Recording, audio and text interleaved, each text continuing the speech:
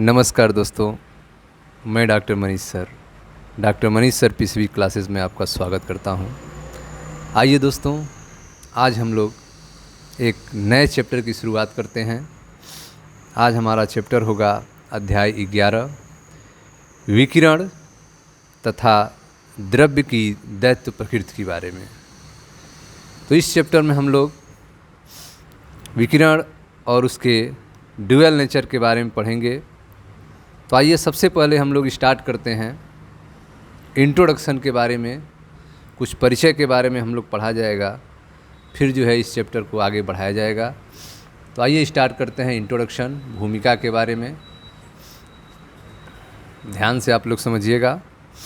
भूमिका, सन 1887 में वैद्युत चुंबकीय किरणों की उत्पत्ति एवं संसूचन पर विद्युत चुंबकत्व के मैक्सवेल समीकरण तथा हर्ट्ज के प्रयोग ने प्रकाश की तरंग की प्रकृति को अभूतपूर्व रूप से स्थापित किया। प्रकाश जो है तरंग के रूप में चलता है। प्रकाश के अंदर तरंग की प्रकृति होती है। इसको स्थापित करने का काम, इसको प्रूव करने का काम जो है मैक्सवेल समीकरण और हर्ट्ज के प्रयोग ने किया। सन 1887 में वैद्युत चुंबकीय किरणों की उत्पत्ति, 1887 में हमें वैद्युत चुंबकीय किरणों के बारे में जानकारी हुई कि वैद्युत चुंबकीय किरणें कैसे उत्पन्न होती हैं, इनकी जानकारी हुई, उनके से संबंधित सूचनाएं हमको मिली, संसूचना मिली, और उनसे रिलेटेड वैद्युत चुंबकत्व से रिलेटेड हमें मैक्सवेल के द्वारा मैक्सवेल समीकरण मिला। तथा हर्ट्ज के जो प्रयोग थे, हर्ट्ज ने प्रयोगों से प्रकाश के तरंगीय प्रकृति को अभूतपूर्व रूप से स्थापित किया। प्रकाश के तरंग रूप को अभूतपूर्व रूप से हर्ट्ज के प्रयोग ने स्थापित कर दिया। 19वीं शताब्दी के अंतिम चरण में, ठीक है, 19वीं शताब्दी के अंतिम चरण में विसर्जन नलिका में गैसों में कम दाब पर वैद्युत चालन पर प्रायोगिक अन्वेषण से कई ऐतिहासिक खोजें हुईं। 19वीं शताब्दी के अंतिम चरण में वैद्युत विसर्जन नलिका, जिसके बारे में हमने आपको परमाणु संरचना में पढ़ाया है कक्षा 11 में। वैद्युत विसर्जन नलिका के अंदर जब गैसों का दाब बहुत कम कर दिया जाता है, 0.001 mmHg के बराबर कर दिया जाता है, तो आप वहाँ देखे थे कि तुरंत जो है उसमें विसर्जन की घटना होने लगती है। कैथोड से किरणें निकलने लगती हैं जो एनोड की तरफ जाने लगती हैं, जिनको कैथोड किरण कहा गया था। तो 19वीं शताब्दी के अंतिम चरण में विसर्जन नलिका में गैसों में कम दाब पर वैद्युत चालन अर्थात वैद्युत विसर्जन पर प्रायोगिक जो खोज थे, प्रायोगिक जो अन्वेषण से इससे कई ऐतिहासिक खोज हुई। ठीक है, रंटगेन के द्वारा 1895 में एक्स किरणों की खोज की गई। ठीक है, एक्सरे जो आप देखते हैं, जो बोन को ब्रेक होने पे लोग एक्सरे कराने जाते हैं पता करने के लिए कि हड्डियां टूटी हैं कि नहीं, तो उस एक्सरे की खोज जो है रंटगेन ने किया था 1895 में। रंटगेन के द्वारा 1895 में एक्स किरणों की खोज तथा जे टॉमसन के द्वारा 1897 में की गई इलेक्ट्रॉन की खोज जो है परमाणु संरचना को समझने में मील का पत्थर थी। परमाणु की संरचना कैसे होती है, परमाणु कैसे बनी होती है, इसको समझने में जो एक्सरे की खोज थी 1895 में रंटगेन के द्वारा, और 1897 में इलेक्ट्रॉन की जो खोज थी जे टॉमसन के द्वारा, वह परमाणु की संरचना को समझाने में मील की पत्थर साबित हुई थी। लगभग 0.001 mm पारे, 0.001 mm पारे कि स्तंभ के अत्यंत कम दाब पर यह पाया गया कि ऐसे दो इलेक्ट्रोडों के बीच जिनके द्वारा विद्युत विसर्जन नलिका में गैस पर वैद्युत क्षेत्र स्थापित किया जाता है, एक विसर्जन होता है।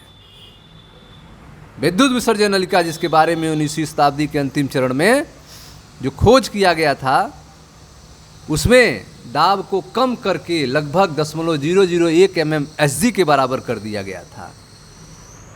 दाब को लगभग 0.001 mm पारे के स्तंभ के अत्यंत कम दाब पर जब विभव स्थापित किया गया तो पाया गया कि दो इलेक्ट्रोडों के बीच विद्युत विसर्जन की घटना होने लगी।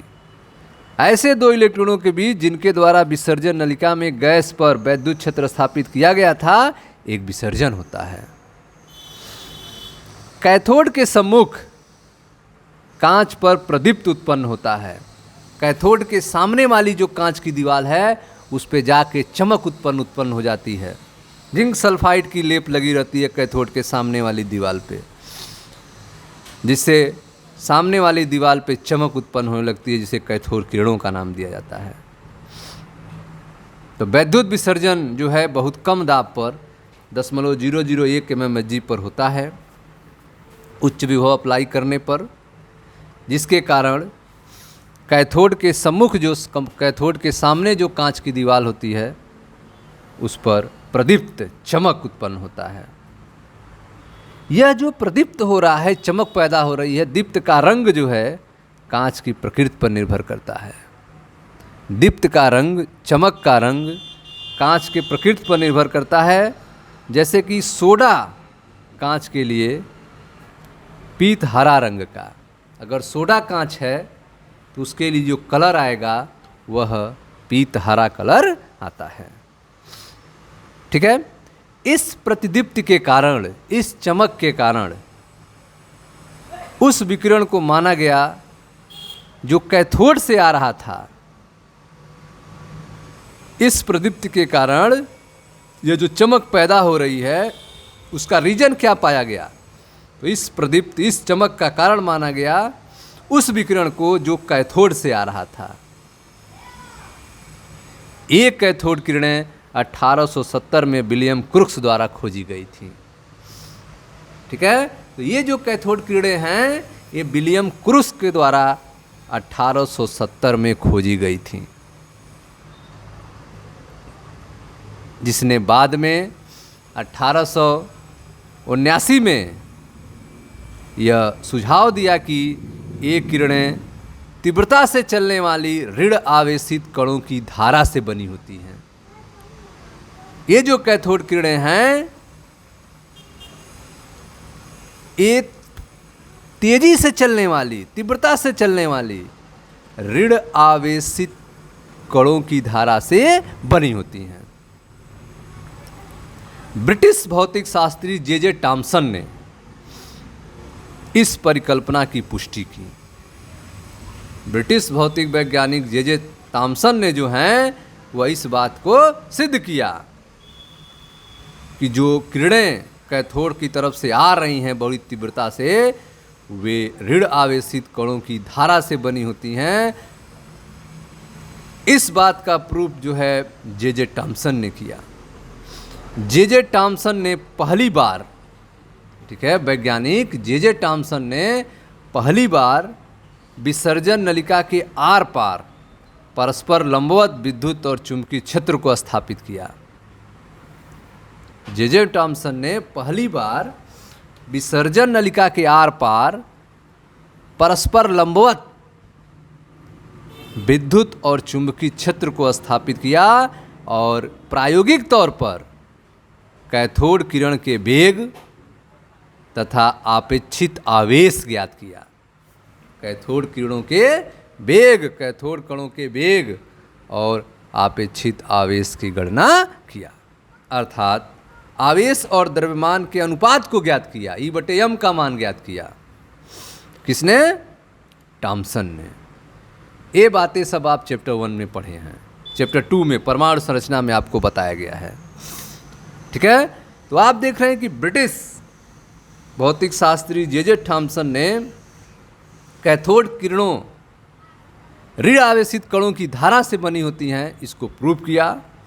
उन्होंने पहली बार जो है विसर्जन नलिका के आर पार परस्पर लंबवत विद्युत और चुंबकीय क्षेत्र को स्थापित किया और प्रायोगिक तौर पर कैथोड किरणें कणों के वेग, कैथोड किरण कणों के वेग तथा आपेक्षित आवेश ज्ञात किया, आवेश और द्रव्यमान के अनुपात को ज्ञात किया और यह पाया कि ये कण जो हैं प्रकाश के वेग के लगभग 0.1 से लेकर 0.2 गुने वेग से चलते हैं।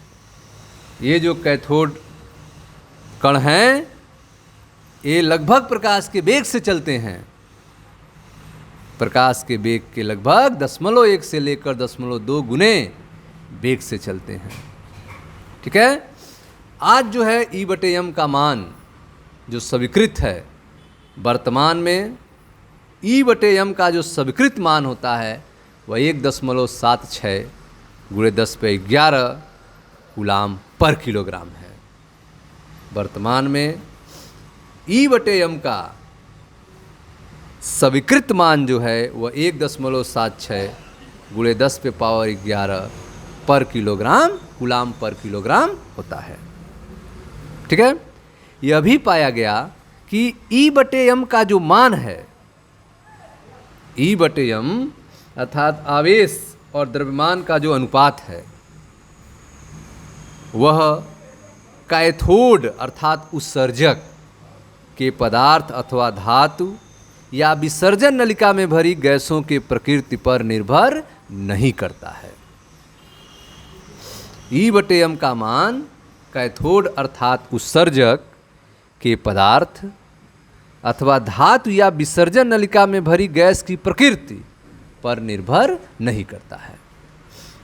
इस प्रेक्षण ने कैथोड किरण कणों की सार्वत्रिकता को सुझाया।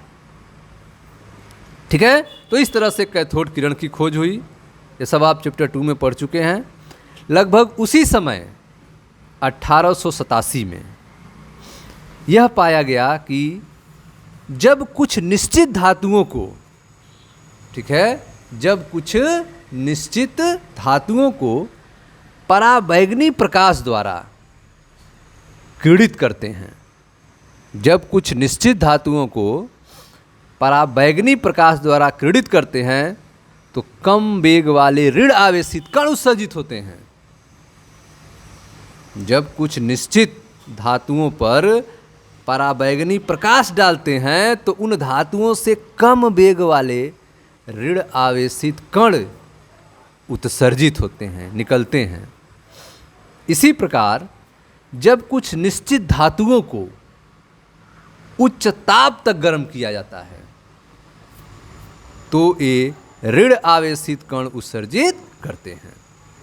ठीक है, तो उसी समय लगभग 1887 में पाया गया कि जब कुछ निश्चित धातुओं को पराबैंगनी प्रकाश डाला जाता है, जब कुछ निश्चित धातुओं पर पराबैंगनी प्रकाश डाला जाता है तो उससे कम वेग वाले ऋण आवेशित कण उत्सर्जित होते हैं। और ठीक उसी तरह से जब कुछ निश्चित धातुओं को उच्च ताप पर गर्म किया जाता है तो वे ऋण आवेशित कण उत्सर्जित करते हैं। इन कणों के लिए E/m का मान उतना ही पाया गया जितना कि कैथोड किरण कणों का था। ठीक है, ये जो कण निकल रहे हैं ऋण आवेशित कण, पराबैंगनी प्रकाश डालने पर, उच्च ताप पर गर्म करने पर धातुओं से, इन कणों के लिए E/m का मान उतना ही था जितना कैथोड किरण के कणों का था। इस प्रकार इन प्रेक्षणों ने यह स्थापित कर दिया कि एक सभी कण यद्यप अलग अलग दशाओं में उत्पन्न हुए थे, प्रकृति में समान थे। ठीक है, तो ये सभी कण जो अलग अलग दशाओं में उत्पन्न हुए, इनका नेचर प्रकृति क्या था? समान था। जे टॉमसन ने 1897 में इन कणों को इलेक्ट्रॉन नाम दिया और यह बताया कि ये द्रव्य के मौलिक सार्वत्रिक अवयव हैं। जे टॉमसन ने 1897 में इन कणों को इलेक्ट्रॉन नाम दिया और बताया कि सुझाया कि ये द्रव्य के मौलिक सार्वत्रिक अवयव होते हैं। ठीक है, गैसों में विद्युत के संवहन पर, गैसों में विद्युत के संवहन पर उनके सैद्धांतिक और प्रायोगिक परीक्षणों द्वारा इलेक्ट्रॉन की इस युगांतकारी खोज के लिए उन्हें 1906 में नोबेल पुरस्कार प्रदान किया गया। ठीक है, तो सर जे टॉमसन को गैसों में वैद्युत के संवहन पर, गैसों में वैद्युत के संवहन पर उनके सैद्धांतिक और प्रायोगिक परीक्षण के द्वारा इलेक्ट्रॉन के इस युगांतकारी खोज के लिए उन्हें 1906 में नोबेल प्राइज दिया गया। 1913 में अमेरिकी भौतिक वैज्ञानिक थे आर.ए. मिल्कन।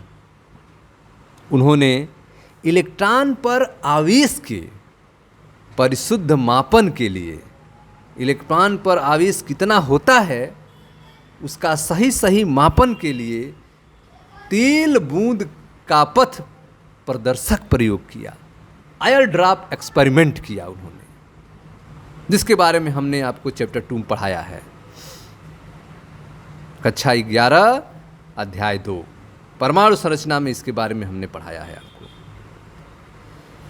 भौतिक वैज्ञानिक आर.ए. मिल्कन ने इलेक्ट्रॉन पर आवेश के परिशुद्ध मापन के लिए, इलेक्ट्रॉन पर आवेश कितना होता है इसके मापन के लिए तेल बूंद का पथ प्रदर्शक प्रयोग किया और उन्होंने पाया कि तेल बूंदक पर आवेश सदैव एक मूल आवेश का पूर्ण गुणक होता है और वह मूल आवेश होता है 1.602 × 10⁻19 कूलाम। तेल बूंदक पर आवेश जो होता है वह सदैव एक मूल आवेश का पूर्ण गुणांक होता है और मूल आवेश क्या होता है 1.602 × 10⁻19 कूलाम। मिल्कन के प्रयोग ने यह प्रतिस्थापित कर दिया कि वैद्युत आवेश क्वांटीकृत हैं, वैद्युत आवेश क्वांटीकृत हैं। आवेश E तथा आपेक्षित आवेश E/m के मान से इलेक्ट्रॉन के द्रव्यमान ज्ञात किया जा सका। ठीक है, आवेश E जो 1.602 × 10⁻19 कूलाम है और आपेक्षिक आवेश E/m जिसका मान 1.76 × 10⁻11 कूलाम पर किलोग्राम है, इसके मदद से हम इलेक्ट्रॉन के आवेश m की गणना कर सकते हैं। 9.1 × 10⁻27 किलोग्राम आता है। ठीक है स्टूडेंट्स, तो यह था आपका अध्याय 11 विकिरण तथा द्रव्य की द्वैत प्रकृति के बारे में, इंट्रोडक्शन के बारे में। मिलते हैं नेक्स्ट वीडियो में जहां इलेक्ट्रॉन उत्सर्जन की चर्चा की जाएगी। Thank you.